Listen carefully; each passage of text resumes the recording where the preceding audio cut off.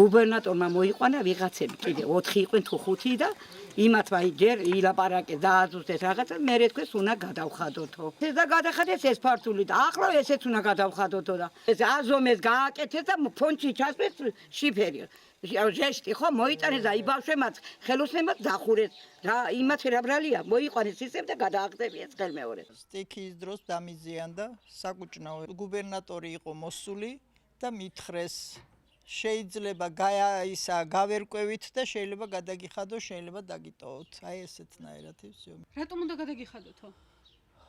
ხო, რა ვიცი, არ ვიცითო ჯერ შესულია თქვენი ისო თუ არა იმათო პროექტში. გუში მოვიდნენ ერთი რა ვიცი, რამდენი მანქანა იყო ხალხი და რო დაინახეს ეს ფარდული, დატოვეს აღარ ისა, დანებეთ თავი იყოს ასე, არ შეიძლება ამისთვის. ჩვენც დავტოვეთ ჩვენი სამუშაო. თავად კახეთის გუბერნატორი დადის სოფელში, ამჟამადაც სოფელშია, აქ იმყოფება.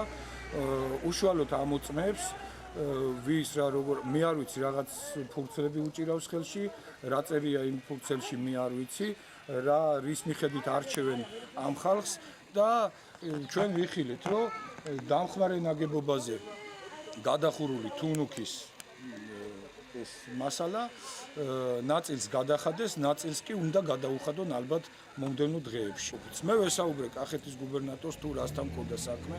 ამ ადამიანმა არათუ პასუხის გაცემა იკადრა, საერთოდ სალაპარაკოთაც კი ალბათ რა ვიცი, არ გაჩერდა და არც ერთი ქუჩის ყაჩაღი ისე არ მოიქცეოდა, როგორც დღეს მან აი რო ვთქვა, არ ვიცი რა ფაქტიც დღეს ჩაატარა მან ამ სოფელში. დახურეს ზარალის დამდგენი კომისიის მიერ შედგენილი დეფექტური აქტების მიხედვით. ანუ ზარალის დამდგენმა კომისიამ თუ არ აღწერდა შესაბამის ფაქტს, არც დაიხურებოდა და არც სამუშაო ჩატარდებოდა.